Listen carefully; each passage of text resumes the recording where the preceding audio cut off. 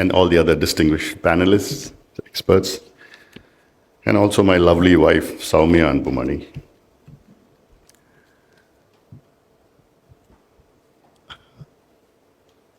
Wellness is a holistic concept of self-being,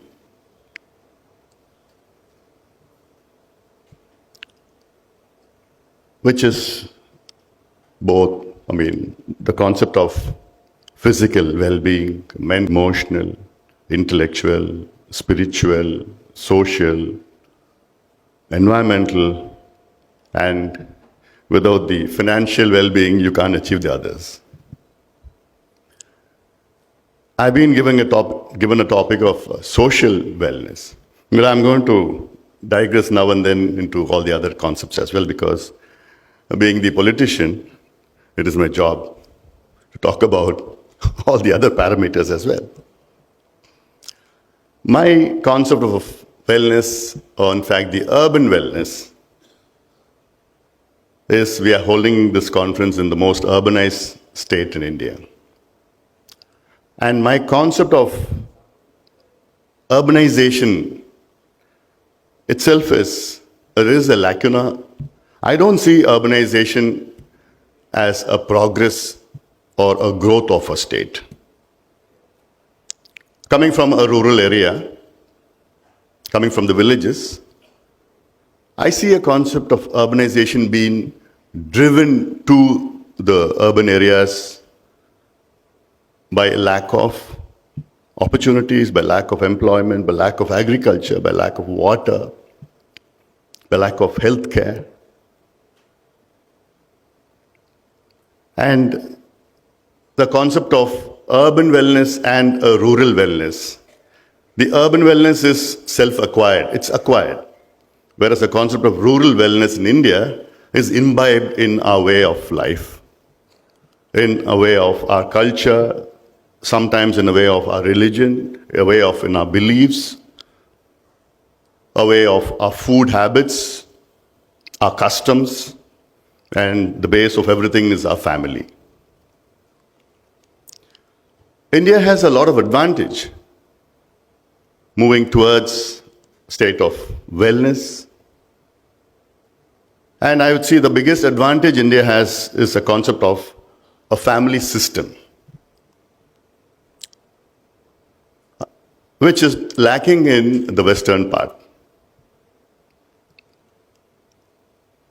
We have a fallback on our family system for all our, whether it is emotional issues or marriage issues, or intellectual problems, financial problems. We have a huge support group, fall back on family and friends.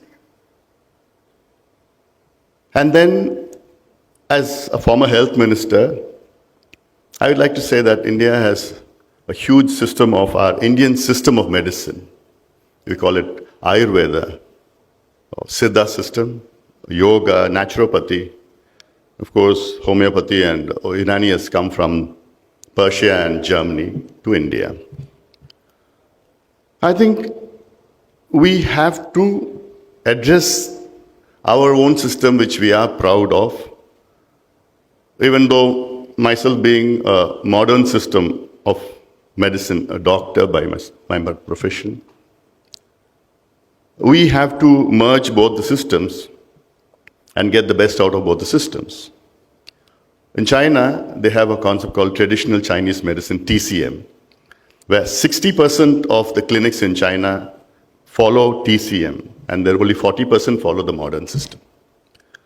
When I was a minister during 2004 to 9, I had tried to bring a convergence between both the systems, but unfortunately, the Indian Medical Association, which I also am a member, they had opposed this concept and said, "What are we going? Are we going to be a homeopathy doctor or an Ayurvedic doctor?" And there was a lot of protests at the time. But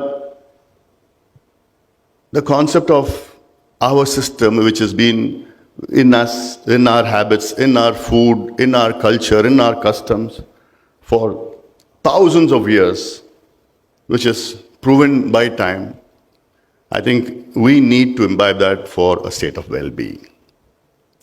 Yoga, founded in India, exported to America, then imported back to India, because we follow the Americans. But unfortunately, the concept of yoga, the scientific evidence of yoga, I think Dr. Rene is there. Nene is here, and he could vouch for that.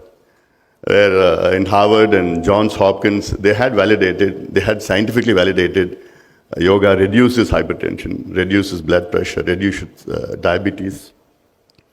And then when we follow it, I think we need to introspect this avenue more, and I think we need to move forward on that.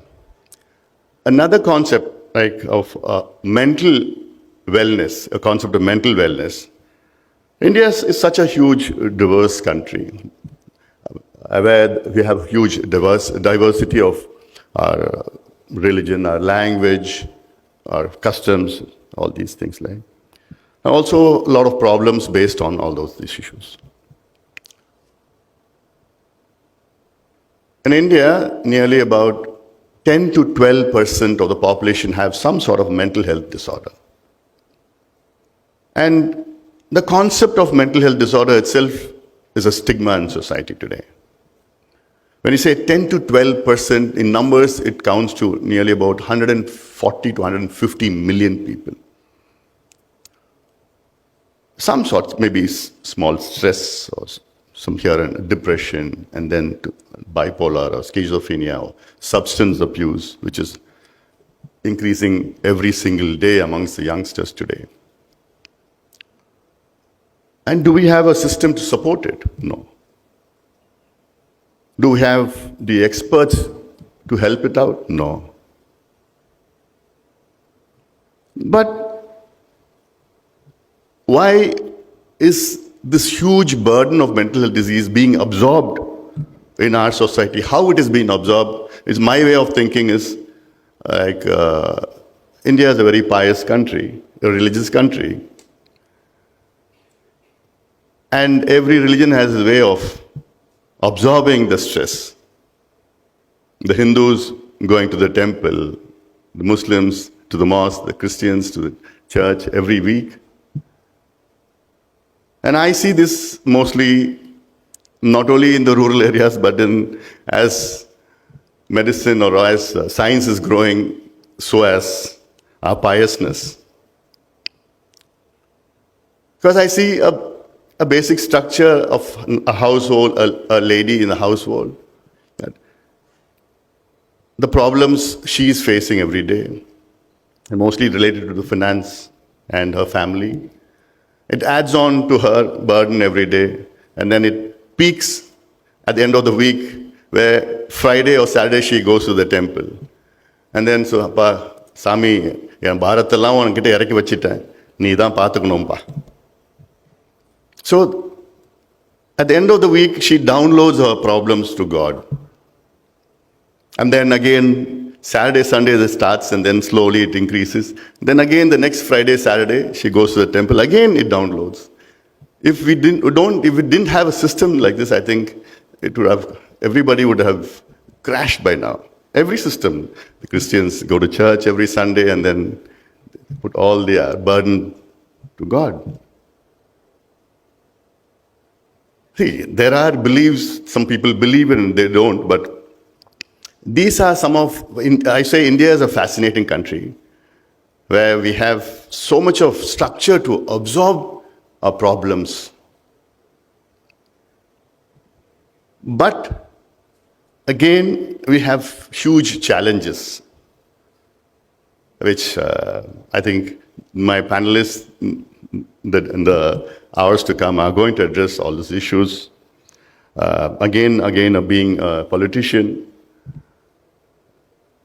mostly from the rural areas, I think we have a long way to go to achieve our dreams. It's a huge population we have, a young population we have. We can call it an advantage, a young population. But then providing good health care, which is a base of wellness is a huge challenge for the government as well. India also has had success stories in the healthcare.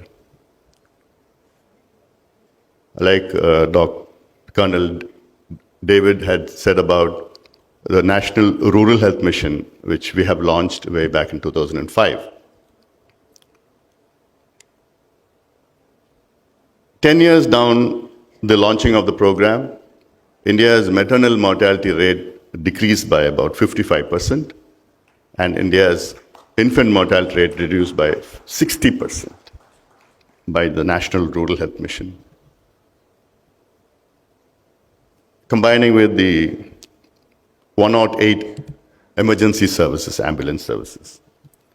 When we launched the program 108, we had in mind only accidents, traumas, fires, snake bites, the emergencies. And we initiated the program. In the first 6 months, when I reviewed the program, we had a huge surprise. And my secretary had said that the highest number of calls for 108 ambulance was for maternity. It was nearly 24% of the calls were for maternity.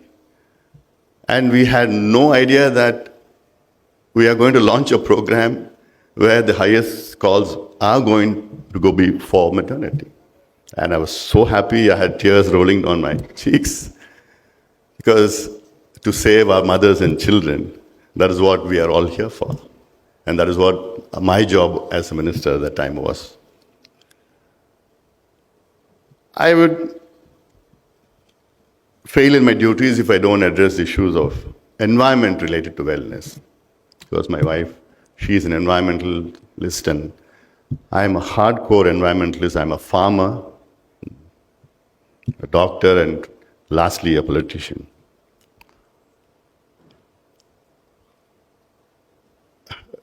Colonel David had said about COVID-19 affecting us in a big way. From climate change, we have been talking about climate change for about 20, 30 years. It has moved on to climate crisis now.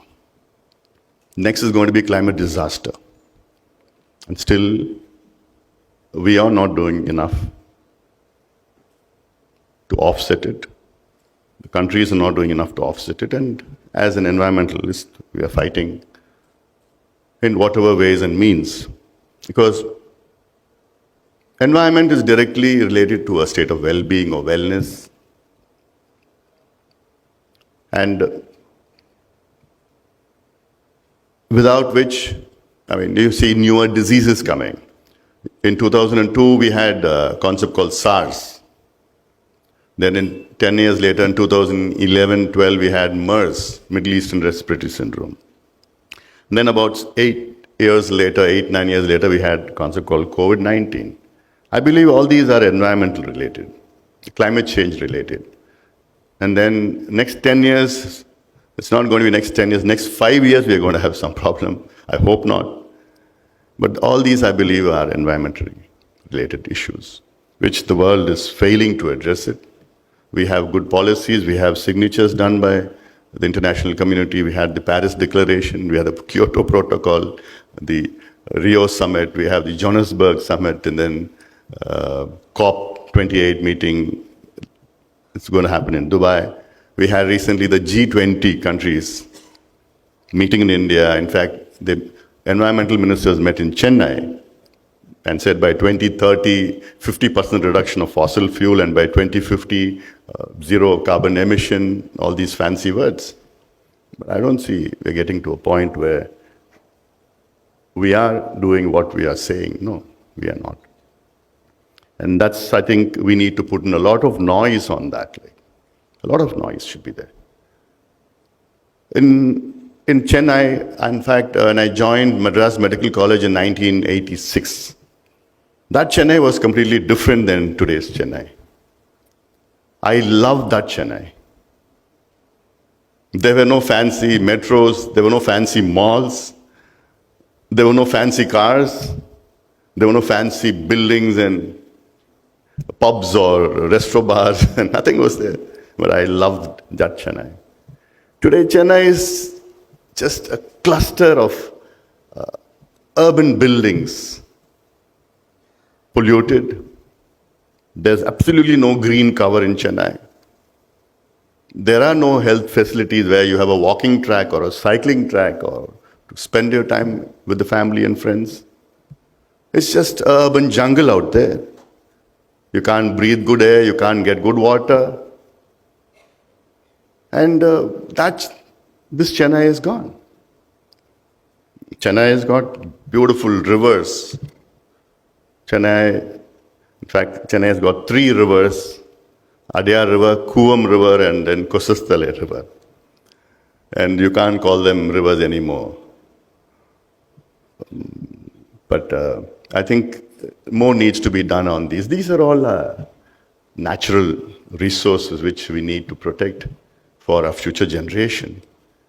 And the concept of pollution and moving on, like a lot of other business modules based on environment and concept of wellness, saying that organic, this cliche of organic food, organically grown vegetables, organically grown coffee, organically grown fruits. But then when you delve deeper into it, I don't see it. 80% of what they sell as an organic product, it is not organic. So these are issues, I think, which we need to go into. I don't know whether you're going to talk about these issues, but I'm sounding it. Like in the future, I think we need to take up a lot of things which I'm trying to sound today. As a person who have been going around the state, going around the country, and we need, because I see that India now is on the economic front, we are racing ahead, even though we have huge challenges, but we are proud that India is moving forward on the economic front. But the economic development, has it transcended into the social development of people? No. Take the happiness quotient, even though it is loosely linked to wellness. Out of 136 countries, India stands 122nd in the happiness quotient. So we are not a happy nation. Just bits and pieces here. So we have to join all those strings and take all these issues which I've said. And I think it's a long way to go. It's a long way to go. And coming back to urban wellness, it's a huge disparity between urban wellness and rural wellness. The concept of rural wellness, I think it is just very, very negligible. But then the urban wellness is something where there are issues to be addressed. We can't compare ourselves to the West. West is completely different. There's a Harvard study which says that because of loneliness, where nearly about 65% of the population are, they lose out about 15 years of their lives. It's like equal to about smoking 15 cigarettes a day. So all these issues, but here, like I already said, that we have a huge support group, a family, our friends, our Indian system of medicine, then of course our religious places, all here to support us in every way, whether it is mental state or a physical state or intellectual state or a spiritual state or social state. We have such huge social groups who support us in every way. So I think I'll just finish, with a little food for thought. This summer, I just digress a little bit so. This summer has been the hottest summer ever recorded in world history. Next year we are going to be saying the same thing. And then the year later on we are still going to be saying the same thing. We have had extreme weather events this year, last year, the year before, every year. The 100-year once in a 100-year rain, or once in a 200-year drought, or once in a 300 years hurricane or cyclone or a typhoon or whatever we call it like. And the damage which is caused by these natural events, like I just read through a couple of them. In 2022, in order of damage, the amount of damage done, Hurricane Ian in the US and Cuba, more than $100 billion. European drought, more than $20 billion. Flooding in China, more than $12 billion. Drought in China, more than $8.4 billion. Flooding in East Australia, more than $7.5 billion. Flooding in Pakistan, $5.6 billion. Storm Eunice in Europe, $4.3 billion. Drought in Brazil, $4 billion. Hurricane Fiona in Caribbean and Canada, $3 billion. Flooding in South Africa, $3 billion. It all adds up to, I don't know, a year, $200 billion a year. These are all major events. In the minor events, you put it's about $300 to $400 billion a year. And we haven't counted India on this list. I think these are something which I think we need to wake up and take note of these things and make a lot of noise. This is a very knowledgeable crowd. And I think it's time that we make a lot of noise on the environmental issue so that pressurize the government, whether it is the state or the national government or the world governments, because our future generations to come, I think ours is the only generation which could take action for the future. Because we can't leave this to the future because they won't have a future. So we are in the current generation has a lot of responsibilities to make a lot of noise and so that the future generations will live a happy life. And lastly, about wildfires, heat waves, ice storms. So everywhere you have in the world, you have all these things happening. Like so, I think I'll stop with that.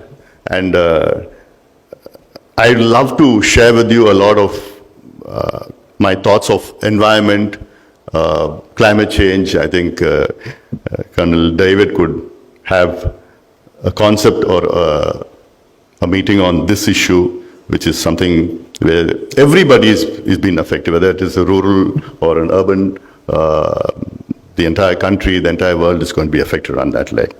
With these words, once again, I like to thank Dr. Renuka and Colonel David.